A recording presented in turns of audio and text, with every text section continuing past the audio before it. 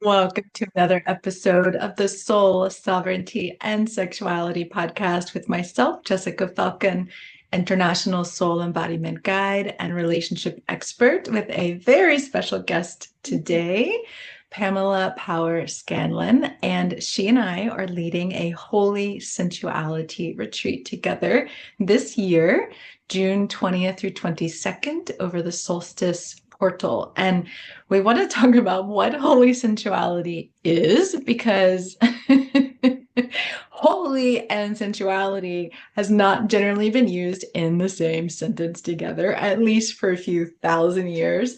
And when we talk about holy, we're usually not thinking about the body and sensuality. And when we think about sensuality, we're not often thinking about the soul and the divine. And the two of us bridge them together, just like even now, a few minutes ago, as we're connecting before recording. We're literally just like, I feel like crying and I also feel like laughing. And it's one and the same, right? It gets to be all of it. So brilliant. And Yeah, so we're going to very talk embodied. about what the sensuality is, what the holy is, and Pamela can tell you a little bit more about what she does toward the end of the show as well. So Pamela, you, sensuality, what does it mean for you? So, thank you, first of all, for having me here with you today, sister. This is a conversation I am so excited to share with you, specifically because you've been on the same path that I've been on. And the two of us are coming at this topic from a very different perspective, and yet the exact same perspective.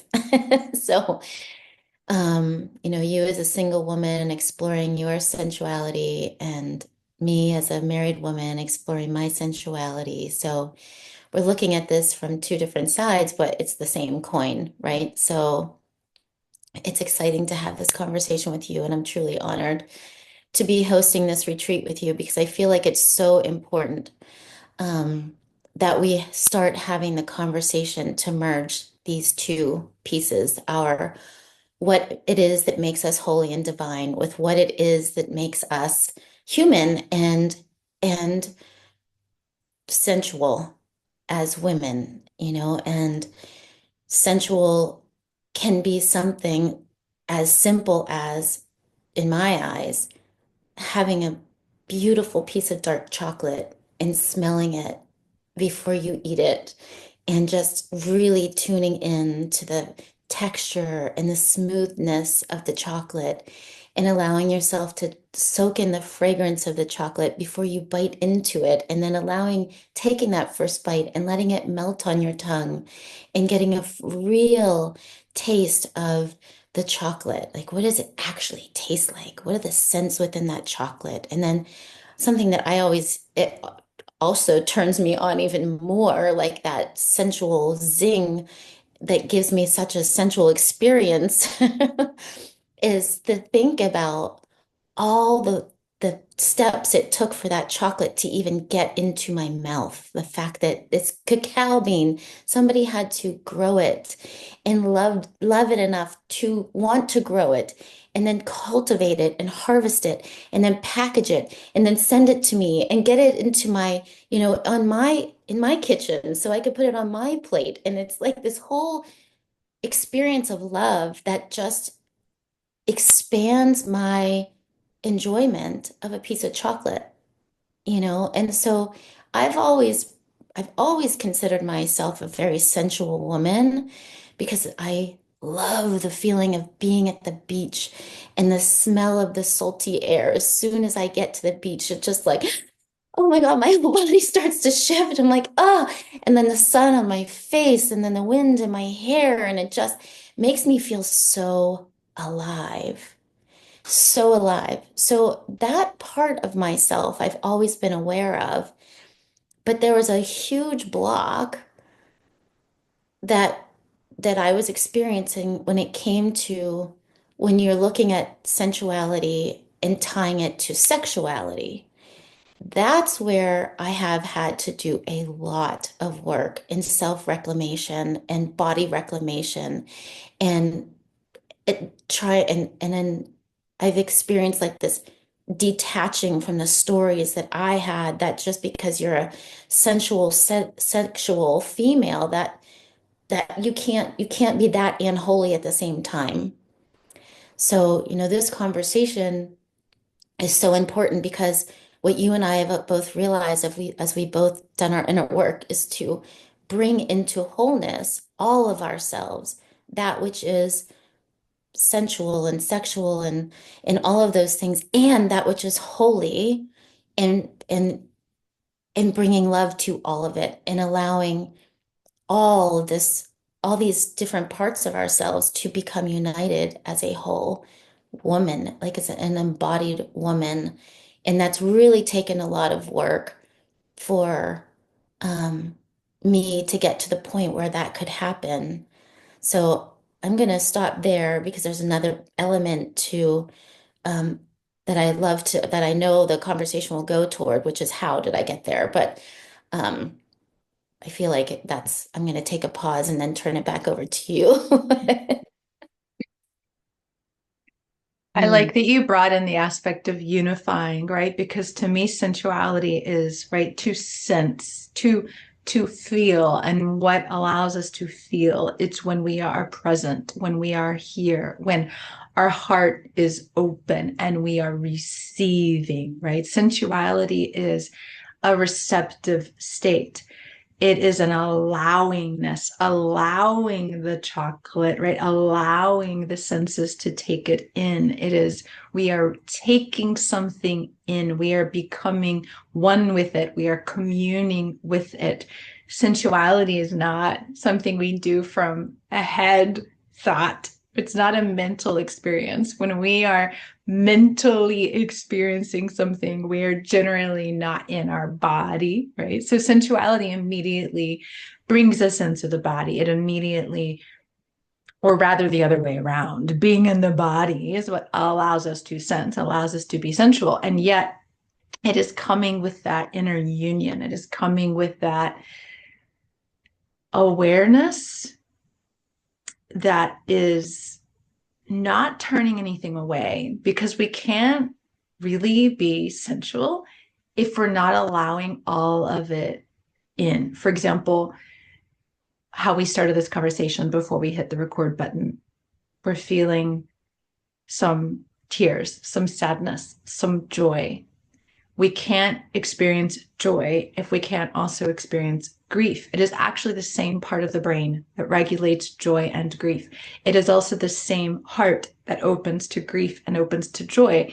And so sensuality is being with what is, with consciousness of the divine, welcoming it in and bringing it in, right? So it's the savoring, it's the allowingness. And that's why it's something we often have to come back into, as you were saying, because we're in a culture that tells us to be in our head, that tells us it's better to have intellectual pursuits than bodily pursuits, right? The prizes lawyers over farmers, for example. That's just one obvious way. We say like mental labor is better than physical labor. Being in the head is better than being in the body. We could go on and on and on. But the journey into coming into the body, as you were saying, right, that is what brings us into the senses. And yet it's more than that, because so many people start to go into the body and then can't actually connect with the senses and can't actually connect with all of the emotions and feelings that are arising. And so, what was your journey, right, into that opening of sensuality that we're really going to be ultimately helping other people in this retreat as well? So I love that you asked me this question because I've given so much thought to it lately. Just like, actually, it's been more of an observation that's been happening as I now, what's really cool is that I've gotten to the point where I can go into that conscious space where I'm just in this kind of state of curiosity and like observation. Like I can see myself from on this, more detached state. So I love reflecting on, well, what does this path look like for me, really? And so where my path, my journey began was with meditation and understanding how much I had been influenced by the stories in my mind that I had accepted as truth. And as such, they became beliefs in my subconscious.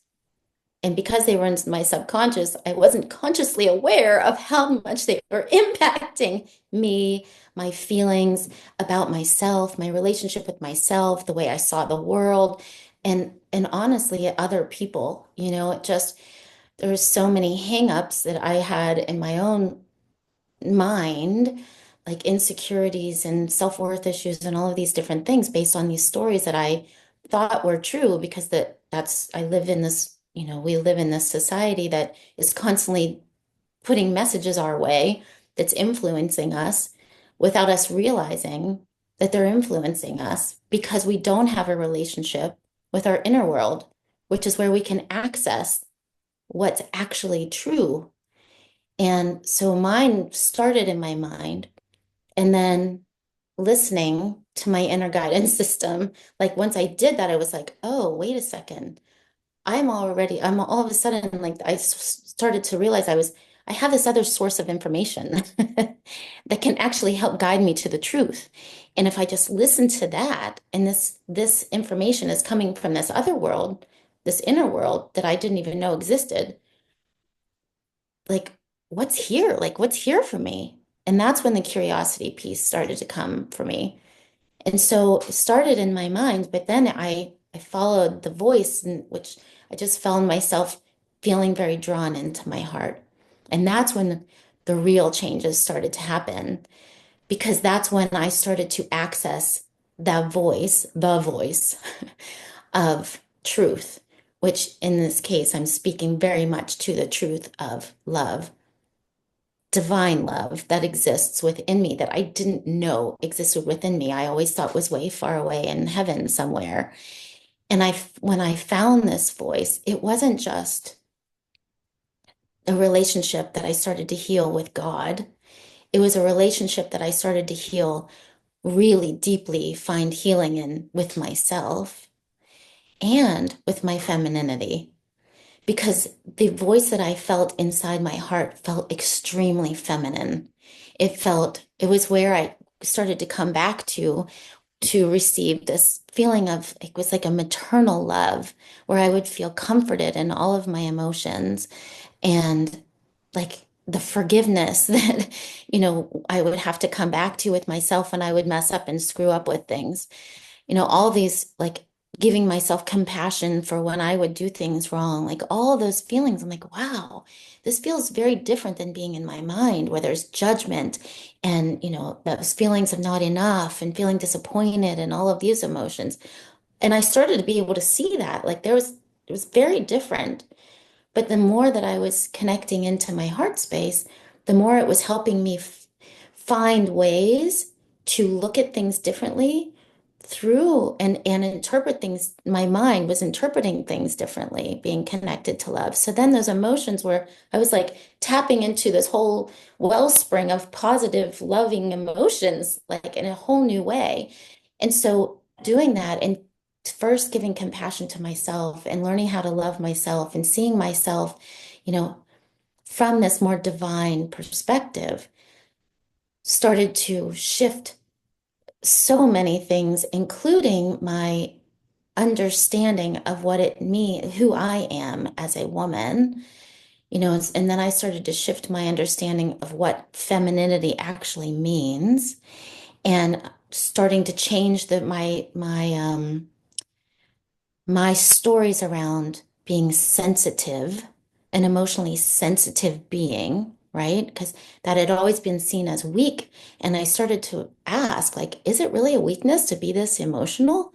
Because I'm pretty freaking emotional. And like you were saying, there's like, what I've found though is that I've found this sense of, I started to find this sense of rightness in every emotion, including like something like anger, because the more I'm myself to see anger as a positive emotion that when tied to love and what gives you one the capacity to do, it suddenly like widened my capacity to love. So it was almost like the more I was able to tune in and be angry, the more I could bring love into that anger and like do something with it for the positive. And so as I'm, exploring all this, I was like, wow, this is so different. This is what it feels like to be connected to your divinity, quote unquote, is like finding every part of you right. And so then I felt this pull to go downward into my womb and into, yes, I'm going to use the word pussy because it was very potent and then I needed to start retelling that story. What does it mean? This, my womb, my pussy, this whole part of my body that I just thought, well, from here up is all divine, right? But here down, I'm not really sure. I don't think so. It's like holding a lot of stuff and so many stories down there. And I didn't even realize were keeping me from connecting to all that those areas of our bodies hold. It is the seat of our femininity. It is the center of our pleasure. And it is the area of us that allows us to birth new life, whether it's a human life or anything that we want to create. And it's the part of us that brings us into wholeness with our partners, that allows us to become one in love with another human being. So, how could that not be divine also? And so, as I was retelling that story, then all of a sudden I felt this like, oh my God. So, this whole topic around sensuality absolutely needs to be told. We need to explore this because then that's when this feeling of wholeness and this unification within myself became real.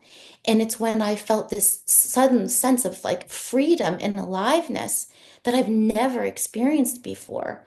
And so I felt so much benefit when I was entering into my mind, and then more when I entered in my heart. But when I went into this part of my body and said, yes, like I want to own my sensuality. I want to own my sexuality. I want to really allow myself, give myself the freedom and permission to say yes to all of it and find the beauty and the love and the divinity, the sacredness of that aspect of me too. Oh my God. It was like, yes, yes, yes, yes. And so, and they've created a ripple effect that is just radiated into my marriage and into my relationships with others. And it's just, now I feel right. Now I'm starting to understand what wholeness actually means.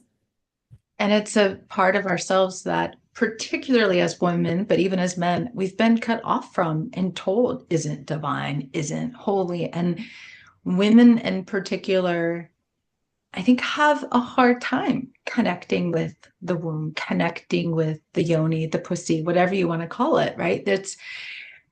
We even sometimes cringe at hearing those words. And because trauma is there, and it can create a fear of going in, it can create a fear of the times we have been betrayed, of the times we've betrayed ourselves. There's a lot of emotion that we hold in the pelvis. There's a lot of stories and traumas from this life and others we hold in our sexual organs. And so, this is particularly what we're doing, right? The sensuality, the Holy Sensuality Awaken is not about sexuality, because that we're going to be doing more in the future around specific sexual healing, because that is a much bigger door and takes a lot more time than a weekend. And when we start to connect with our sexuality as our own, I think that's a real key piece, because we tend to, men and women, associate our sexuality with something we share with others only, right? Like, oh, if I have the act, quote, of sex, right, then I'm in my sexual organs, versus, oh, this is available to me, right? As you were saying, this is for me. This includes parts of me. This includes my deep soul voice, my access to my own pleasure, my access to my own desire, my access to these parts of myself that I didn't even know existed. And until we open the door and explore those parts and allow our life force energy, right? To me, our sensuality is our life force energy activated. We are here. We are alive. We are present, right? We are alive not because we're only feeling joy or positivity. We are alive because we are Oh, feeling. I have had some of the most alive moments in the midst of tremendous grief, in the midst of roaring rage, because all of me is present and all of me is here. And that's the real work, right? That's the retreat. Coming alive, bringing yourself online, coming into the holiness of life itself, which is that feminine, merging with the divine masculine, the consciousness of the divine that is the soul that pervades us, that pervades all of life, right? So it is union, right? The holy, the sensuality, the union, the masculine, the feminine, the union, the heart, the womb, the union, right? It is the coming together into that state. And so with that, we also get to look at, right? That's why it's nice to do this with other people, because we get to look at what scares us about that. Like, what are the fears we have around that in deep conversation? What is the resistance we have to our own womb? Which is really a question. What is the resistance we have to our own power? I think that's the deeper question. So if you're listening to this episode, right, and you're going, I don't know, that sounds cool, great, sensuality, holiness, reunion. Maybe I can take this into the bedroom with my lover. Maybe I could take this into the bedroom with myself. Maybe I could just take this into my life, right, and live fully alive. But also, what about that scares me? right. What about that says, I don't know. I'm not sure. Can I handle that? Am I willing to open the door? Am I willing to go into these places?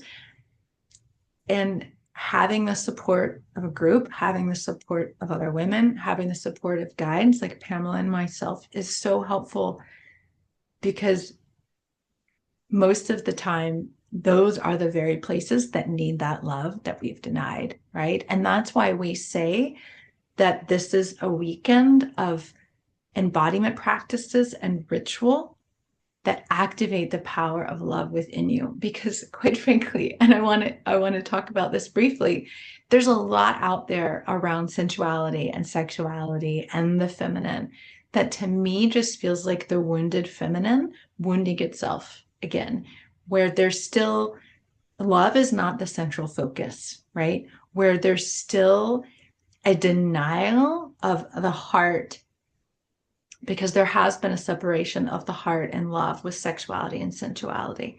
And so let's speak to that briefly, because I think that for me has turned me off from, let's say, weekends or retreats or teachers, right, that talk about sensuality or sexuality, because it doesn't feel like love is an essential component of that. Love doesn't feel like it is even recognized within that. And I know that that's one of the reasons you and I are so passionate about this in particular, is because love is the core component of everything that we do. And that shifts our approach to sensuality and it shifts our approach to sexuality. So how would you speak to that? This to me is key. Like this part of the conversation is key. This is why I, I started with my mind just to understand the influences that were all the stories that were influencing me. But honestly, for me, and what I believe is so true is that we that that love piece, that connection piece that comes from by way of the heart is absolutely essential that we begin there, because that love changes the lens through which we see all these other aspects of ourselves. And Absolutely. it is that love that gives us the an understanding of all of these different aspects of ourselves that are rooted in what's true. And it is that love that gives us uh, gives us provides us with the sense of like being able to find the rightness in all of it. So without that is that that love, like holding all of it, there's like it's really it would be way harder. It would be way harder to get there. So, Is it and even possible? Like, really, is it even I possible to think truly access the depths of oneself without the capacity for love to welcome those parts? Is it even really possible? I think it would I so here's my thought on that. I've actually given this a lot of thought recently. I think it's possible to get there. But I think what would happen is as you go into that area of your body, you'd eventually get up into your heart and find that love. Like, I don't think it's so, I guess my answer is no. But I think that regardless, if you're willing to do the work, you could get there and that, but it won't, it would require that shift of, oh, wait a second, what I've been missing all along that will make this work I've been doing actually embodiable. Let's make it embodiable. I like Embodiable that. is to understand that it requires love. So yes, I guess my answer is no. I just think, if somebody goes into having like wants to really explore their sensuality and sexuality and through their womb first, that's okay as long as they continue to follow the guidance, because I think the guidance, the body would eventually take them up into the heart, because the heart does is where you can connect to that love that really will change the perspective of everything and provide you with the truth that is needed and required, and provide you with the emotions that are needed and required for you to find that sense of wholeness. So, and then if it's okay, I'd love to speak to one thing as far as the retreat goes. As we're, you and I,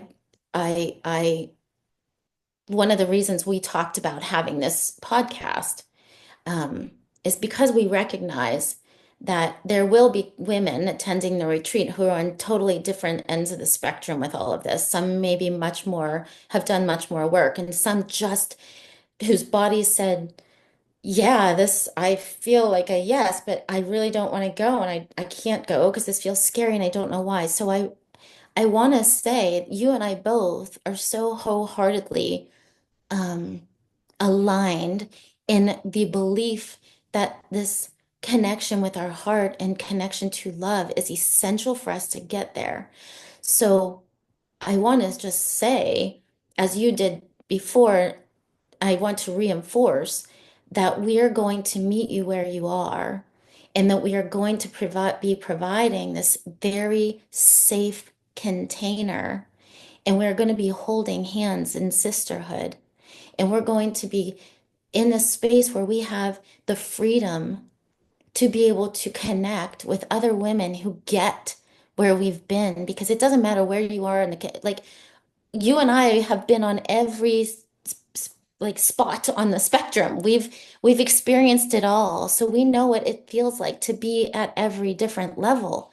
So we have that ability to hold space for women no matter what level, where they are on the spectrum, and be the big sisters, be those, that maternal sense of love, and to be able to hold that sacred container so that women do feel safe. And it will begin with a conversation around the heart, just a simple conversation about connecting to the heart and why that's so important.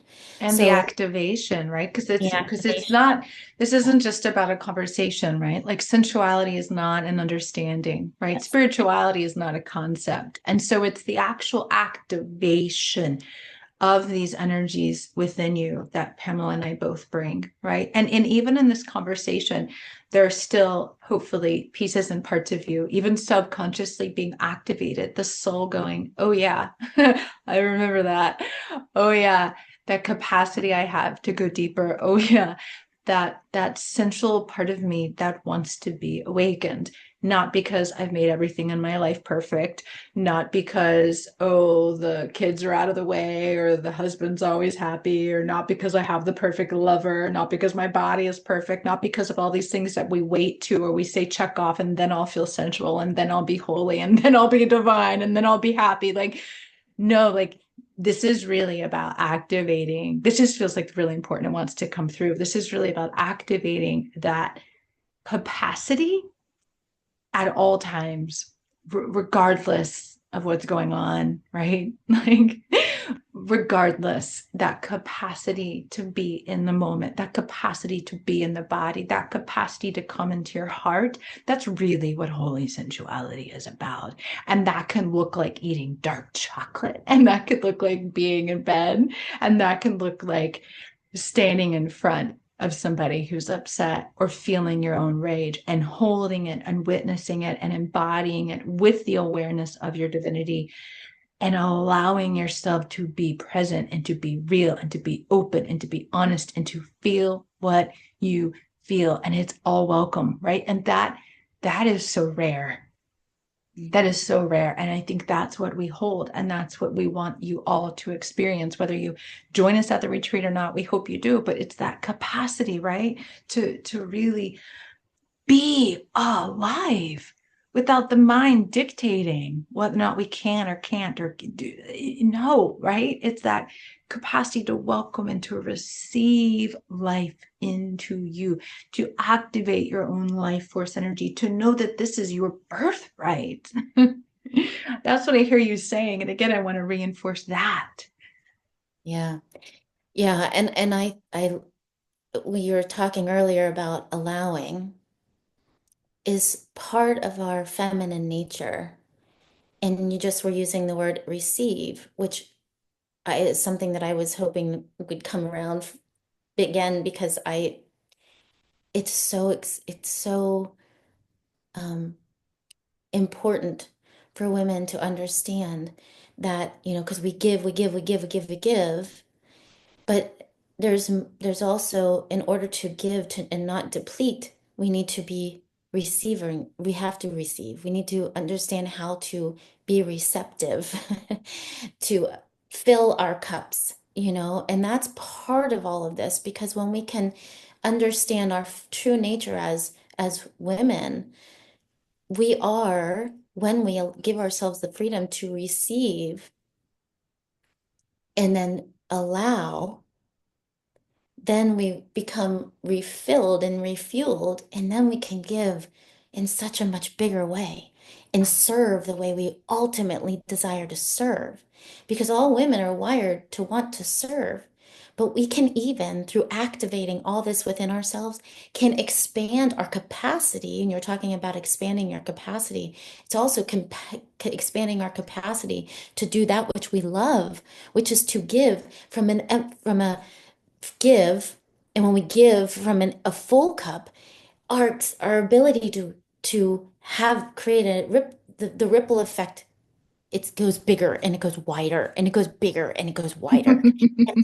And then, and to me, like it starts so simple with something like, oh, I think I like the idea of learning how to be a better receiver. I like the idea of being a better allower and like trusting that I'm going to be received that which I need. And that's where we can start. But but the other side of that is, and then all of a sudden, in doing that, if every woman on the planet can do that, imagine the impact we could have as we resurrect that gift, that the power within that, the change we could create on a macro level to within ourselves, our relationships with the planet and humanity. It's just like, and then so there's just this huge ripple effect. But again, it all starts with this tiny little seedling, right? Before you have the garden, you got to plant the little baby seed. So we just plant this little seed and say, yeah, I'm going to give it a little bit of water every day, a little bit of sunshine every day. And what else is required is a little bit of love. Because, if you put a little seedling into the ground and you leave it there, it isn't going to do what it's going to do if you give love to it every single day. And I think so as we wrap up here, I just want to say that operating from overflow, right? Allowing and receiving is one of the core teachings of Magdalene. And that is the activation of the life force energy. That is the activation of the sensuality, is that the cup overfloweth, right? And we can't be in our sensuality when we're operating from depletion. It's just not possible. And so this is about coming back into the fullness, into the wholeness, but through inner nourishment and the inner connection, right? Instead of seeking, right, outside, which is what we're so entrained to do and so conditioned to do. It's about refueling and accessing that inside of you, that infinite well inside of you. This is accessing the infinite well inside of you. If nothing else, if you take nothing else from this conversation,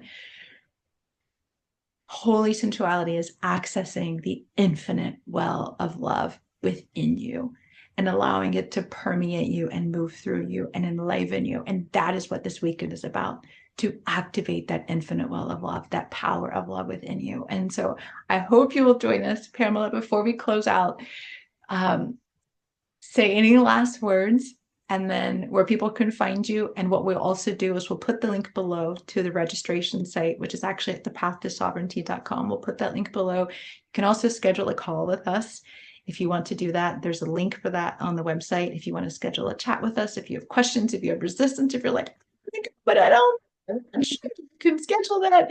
But say any last words and where people can find you, and we'll post those links below as well.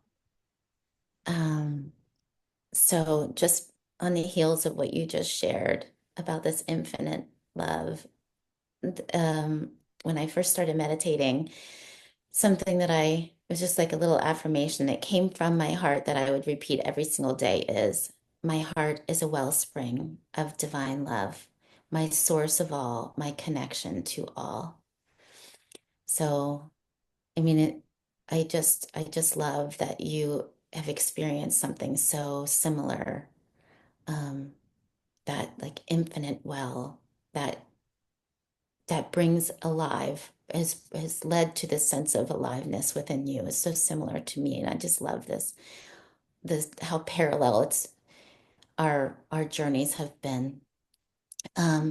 As far as people, and I'm so excited for this retreat, and I truly hope that the women who are listening will sign up, because we are going to have the most fun. Because I guess the last thing I'll say about that is just that no matter what we do, even earlier when we came, both of us feeling, as you said, very tender, which was good, and close to tears, we were at the same time laughing. Like there's never a time that you and I have not connected and ended in pure laughter. So there will be lots of fun conversations, and I guarantee, even if there are tears, there will be just as much laughter and joy and dancing and excitement and sistering, and it's going to be phenomenal. So, and embodying. Yes, and chocolate.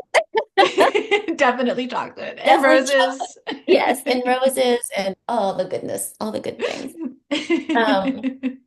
So when people can find me at loveempowered.com, that is the name of my brand. It's loveempowered.com. And that's where you can find me too on social media. My social media handles are all kind of being changed, but you can find me as Pamela Power Scandlin on Instagram, or just find me on Facebook. I think I'm Pamela Power on Facebook. I had some rebranding to do. Well, I will put all those links below in case you're confused by all the different names. Confusing. It's all happening. It's all getting updated as we speak. Thank you to everyone who's listening. Feel free to post your